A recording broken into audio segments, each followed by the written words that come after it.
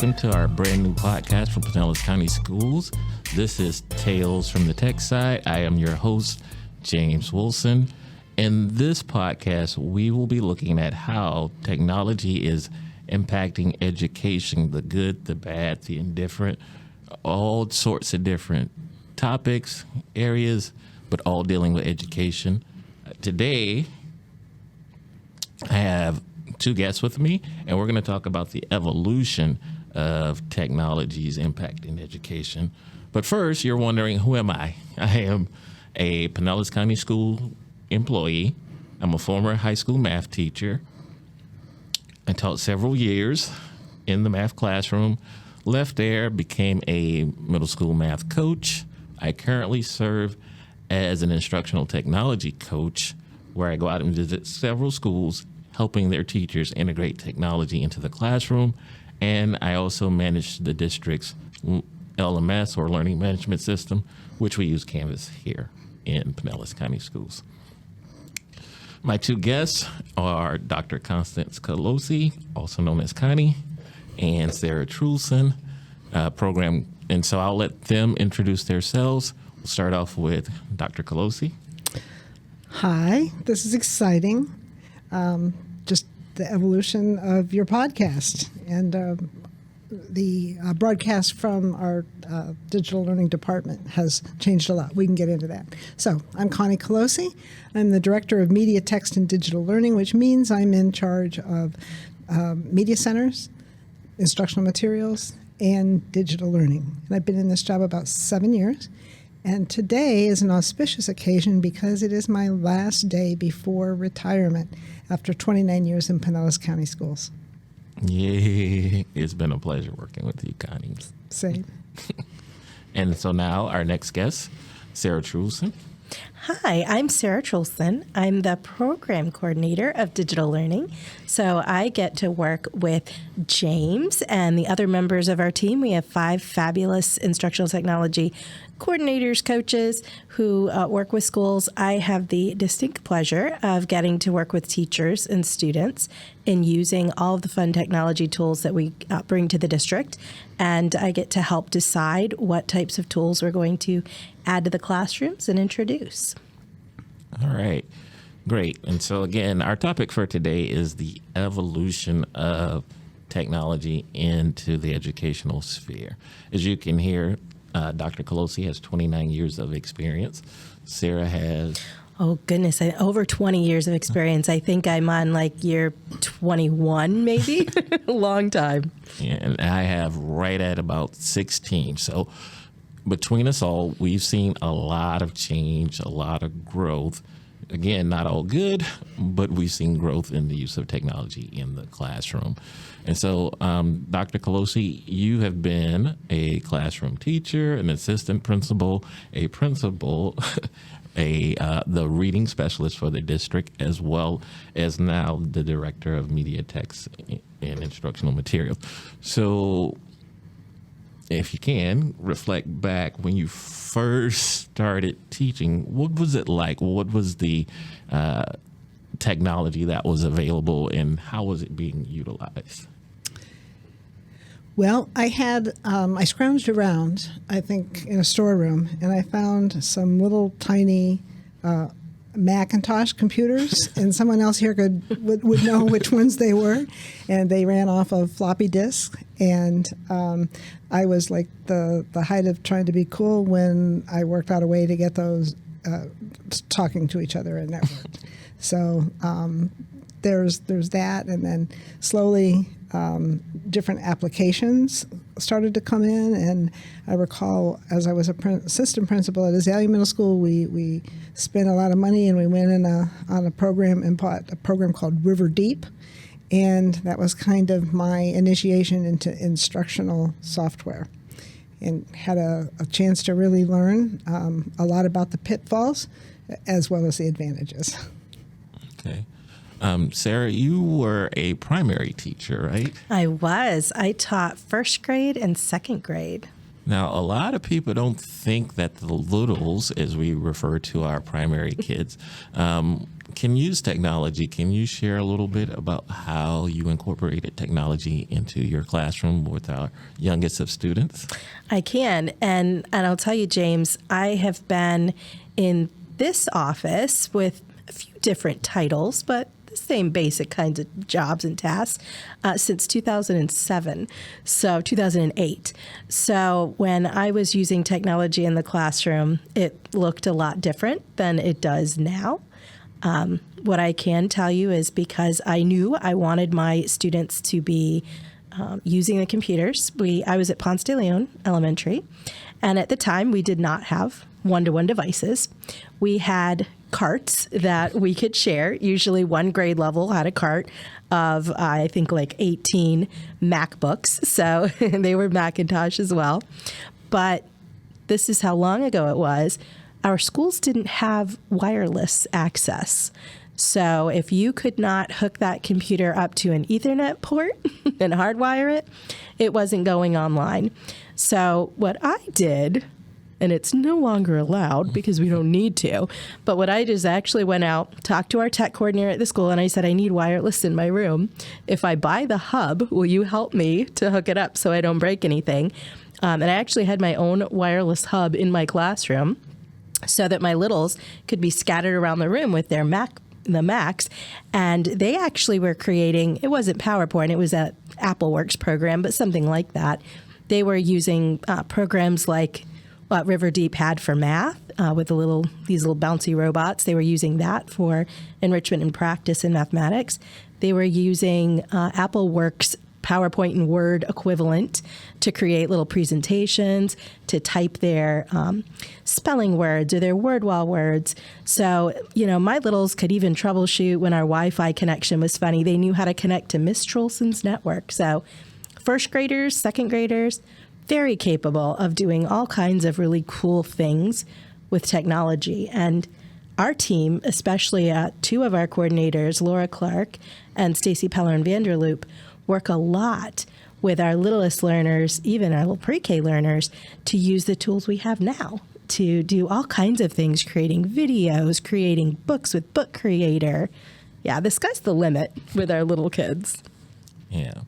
Now, when I came into the district, fortunately, we had advanced to where I didn't have to use a Mac, but we did not have classroom computers. We, again, were not a one-to-one district, but I could check out a cart, and there was wireless in place. But right around my start was when the smart boards were coming into play, and I thought that was just amazing that I could build these lessons and then have students come up to the board and actually use their fingers, drag and draw, interact with the technology, so that instead of them getting the teaching or the learning done to them, they can come in and participate by coming up and interacting with the smart lessons that I created, putting them online after the class so that they could then still continue their education, go back and review. And so different starts for each of us, but the technology has been around for quite a while and has been seeping its way into education or ever so slowly. And then the pandemic hit. Yeah, That thing. that changed lots. Yeah, and so a lot of, not just Pinellas County Schools, but a lot of districts, a lot of educators had to then be forced with the fact that, hey, how am I going to continue to educate students in this now new day and time where all my kids or part of my kids are no longer sitting in the classroom? So can you guys share some of your experience and your thoughts about that push that the pandemic had as far as getting technology more pervasive into education? Yeah, so I want to back up just a little, because when I first came into this position about 7 years ago, we would make our resources known to students and teachers by publishing a list, and it would be a list of URLs, and everyone would have to remember what password they needed for what platform, and invariably somebody'd forget their password, and it was really chaotic. And honestly, I had a real user's perspective about technology. I didn't really care. And honestly, even now, I want to push the button and I want it to work. And other people can figure out why it works or in Sarah's case, why it doesn't work. So one of the first visions I had that I brought in was to push the district toward a single sign-on. And that happened with our Clever integration. And so fast forward now to pandemic time, whatever else we needed to do, we already had really successfully gotten the message out, hey, go to Clever. Go to Clever, that's where you'll find your stuff. And so I really feel like that initial Clever implementation with a single sign-on was the thing that got us through the pandemic. And so that was a place. And then from there, we had been working for a long time with Microsoft. We had folks in our department that were real familiar with Microsoft Teams. And in general, our department spent a lot of time kind of waving our hands saying, hey, you guys, over here, we could help you. We could show you a really cool thing over here. And, we got some customers. But when the pandemic came, all of a sudden, it was like, what was that thing again? And it really put us in a fast forward mode between here's an opportunity to do something cool to here's my lifeline to get this done. Yeah. I was reading an article where I think it said on average within a school year, teachers will access like 100 different educational apps. So there's lots of resources out there. Sarah, what do you think about how the pandemic has pushed forward technology into education? I think that one of the other big things that kind of came about with that is the way we communicate with each other. So I think it's still happening to a certain extent in the classroom, but I think we've also had a little bit of a now that we're not fully engulfed in pandemic-style teaching, we'll say, I think that some of it has gone a little bit more towards the way teachers seek out training and information themselves as well. So we're still sticking with a lot of things like Microsoft Teams and the way we communicate with each other. And now teachers want to go to trainings in things like Teams or Zoom or those types of things as well. But I think also they've started to look at other ways that students can show and express their learning. And they're using things more like Book Creator and Flip, used to be Flipgrid, but now Flip, to have students kind of demonstrate what they know in different ways that maybe they didn't do as much before that, because during the pandemic, they were kind of forced to get creative in finding ways for their students to express themselves and share that knowledge. And now they're using those still or bringing them back if they took a break and use them in the classroom so kids can get a little more creative in demonstrating their knowledge. Now, you mentioned something that I want to just go back and touch on. You talked about teacher training. Yes. And so teachers have been and will continue to always, seek to enhance their abilities and their skills. And one of the things that we do as a digital learning department is provide technology training. But you mentioned how the pandemic changed that sort of way that we provide the professional development for teachers. Before, because I used to do it, it was my summer job. I never taught summer school, but I would go to trainings and receive stipends, but you had to physically get up and go and attend. So that was my summer job. That's how I earned extra money, is by getting trained during the summer. And we know that when the pandemic hit, right, well, we couldn't be together anymore because of the risk of being contaminated and contaminating others. And so we started virtually training teachers, right? But now that we're sort of out of this pandemic mode where we can gather together, how is training? Are teachers now more likely to come and sit for a training, or have they gotten accustomed to, I can do this from my pajamas in my house, so I'd rather do that? Yeah, I think the latter, not necessarily in their pajamas, but you never know. Yeah, I think that one of the big changes, and I think it's even came from the standpoint of when we would sit and think about a new tool that we had and we needed to introduce, I think a lot of us on the professional development side would kind of think, well, what location can I find? What's my capacity? All right, I can only fit 30 people in there. And, I want to make sure the Wi-Fi is going to be solid for 30. If I had 75, we might get glitches. So we kind of boxed ourselves into specific locations or physical spaces in limited numbers and that. And I think when we made that shift, it kind of opened our eyes that although it does look different and we have to have as teachers of adults, just like teachers of kids, we have to have accountability pieces to make sure that the folks who are participating are accountable for being there.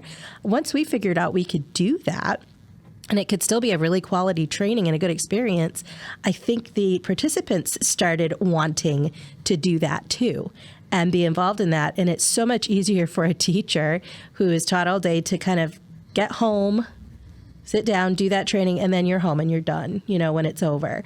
And I think that's appealing to people. So, yeah, I do think that we seem to still be getting a lot more participation and signups when we do things virtually versus face-to-face. That's probably going to change, and I do see a lot of reasons why face-to-face training is extremely valuable as well. But I think people kind of like the idea of being able to just kind of log on their computer and I think trainers, it's kind of nice because we could have 60 or 70 people because they're spread out and they can talk to all kinds of different folks that maybe wouldn't have been able to attend a training in North County because they live in St. Pete or they live mid-county and it's hard to get all the way up to Tarpon Springs, for that physical location. So. Okay. Now, Dr. Colosi, Sarah mentioned something else that I want to touch on. She mentioned accountability. Mm-hmm. And so there's accountability for us as teacher trainers in making sure that our participants are engaged in doing what they need to. A lot of the stuff that we're hearing about technology as far as pushback has a lot to do with that accountability piece. We've worked together in multiple roles, multiple times, over a number of years. One of the big things that we talk about is classroom management.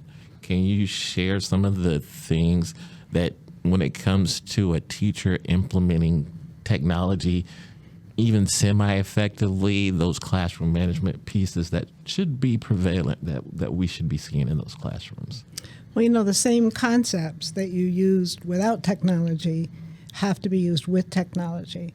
And you can have a really great teacher who's had to work through what those things are in a face-to-face setting, who might just hop in on the technology and not really lay out those foundational pieces. So really the first thing is we need to have a lesson in how we do this. How do we treat the equipment? How do we, just like the foundations, lay down the expectations, just the way you would in a classroom. And then in terms of, and even then, staying on task. And so we hear a lot, kids flip over to another website.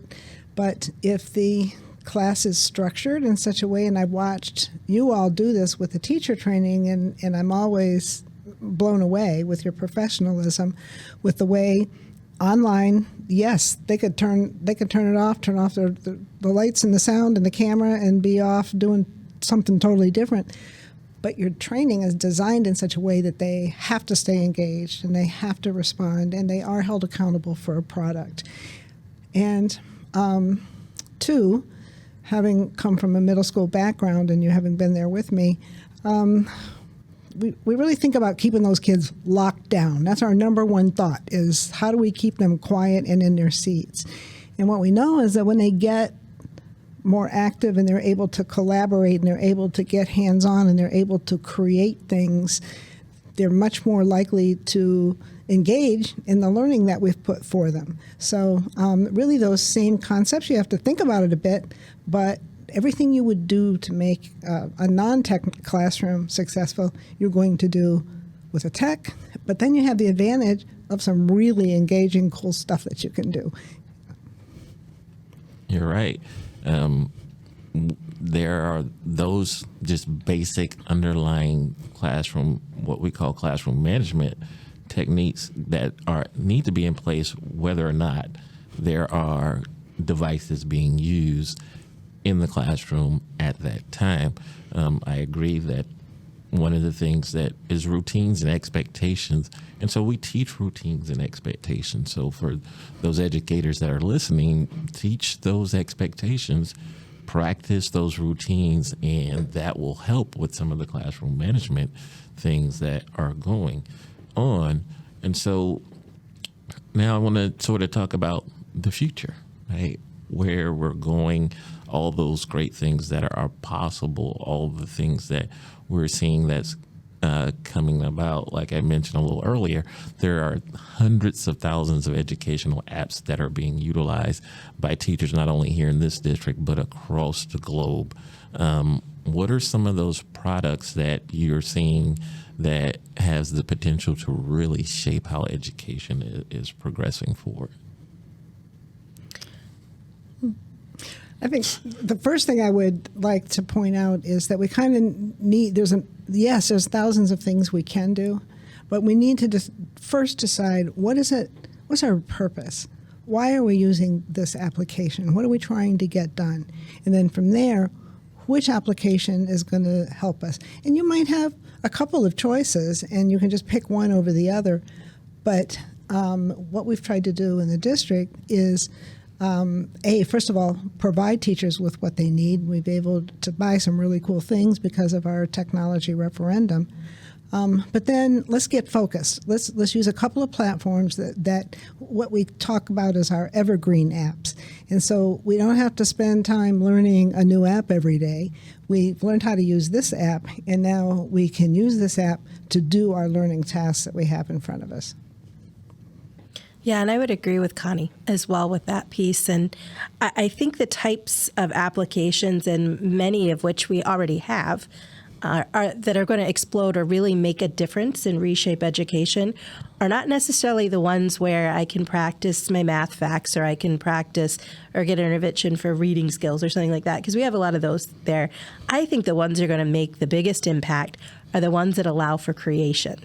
Those applications that are not tied to a specific subject matter per se.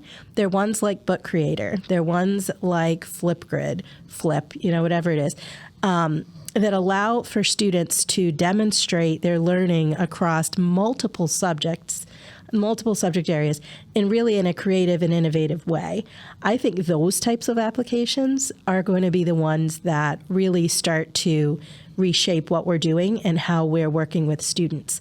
Because I don't necessarily think it's this particular app that's going to kind of teach me math facts or teach me reading skills, that kind of stuff, are the ones that are going to revolutionize things as much as the ones that are allowing that classroom teacher to provide options for students to demonstrate their understanding of what they're doing in their classroom, their understanding of the standards, which is what we're tasked with as teachers, as a school district, is having our students grasp and understand and demonstrate their knowledge of those. So those applications that we have now, as they continue to refine themselves, and then applications that we're not aware of yet, that Ms. Smith finds and puts through our IT governance process so that we get to take a look at it and make sure that it's safe for our students and complies with all of the state and federal guidelines and district guidelines for kids to use it, that those applications we haven't seen yet that are going to allow for a different type of creation that we don't have an application for now. We don't have in our evergreen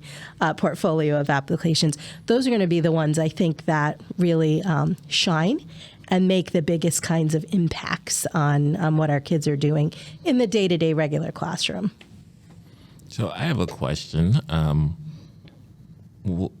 Looking at society as a whole and what's going on as far as lots of jobs are being replaced by robotic workers or artificial intelligence, do you feel that at some point there will be no need for an actual teacher in the classroom where we just sit the kids on a device and then they just learn and go? No, never, never, because really, when you're working with young people, they really have to know the why. And the reason most kids don't understand the why if you say, well, because you need to learn it for the test. That's not a why. The why is, I like Mr. Wilson. He's cool. He's sharing this with me. I want to please him. I want to reward him. And that's because Mr. Wilson's put in a whole bunch of work to make that happen, and win over those kids that didn't come in thinking that. So you're never going to take out that human connection from the learning process. Yeah, and I agree. One of the roles that I had when I originally left the classroom is that I was the district distance learning coordinator. And so one of my first roles was working with the district and a wonderful group of teachers and some great leadership to develop our own Pinellas virtual school. And that was the huge question of the day was, you're building this virtual school. Are you creating this machine that's going to replace teachers? Where we're not going to need 8, 9, 10 teachers where, you just one and then automatically the robot's going to do everything. And that's not true. And that's never going to be the fact for the reasons that Dr. Closey shared. You always need that human element. And even if a student is going through a program that's kind of self-pacing them through and giving them really great content with really awesome videos, you still need that per human for the teacher to go over, the student, I should say, to go over and say, hey, Mr. Wilson, I see the video, that's fine, but I'm still not quite sure. And that's that person, that teacher that's going to be able to pivot and help the student or find another resource to help make those connections if the one they're looking at isn't making it work for them. So I think, like you say, Dr. Closey, we're always going to need an actual teacher. I don't think that's ever going to change. And just for the record, I agree with both of you. I do not feel like there will be a point in time where technology will replace a quality person, educator in the classroom anytime in the near future or the distant future, for points that both of you said. And we all know as educators, because we all were classroom teachers, that in your classroom, there's just a wide range of skills and abilities, right? Technology does a great job in helping us to differentiate instruction and reach students at different levels and keep them all engaged. But they can't teach them all and do that without us as part of that equation to humanify the whole experience and provide the why and make the connections, because our students as well, whether they're teachers and adults or K-12 kids, they need that connection. They need that why, that piece, that social emotional connection to teaching. So on the flip side, the plus for technology is once that's in place, now you have a whole classroom, a math classroom, a reading classroom where everyone may be at a different level. Everyone may have missed a different loop in the previous instruction. And technology then gives us that opportunity to figure out what it is the kid missed. And then really, we talk a lot about differentiation.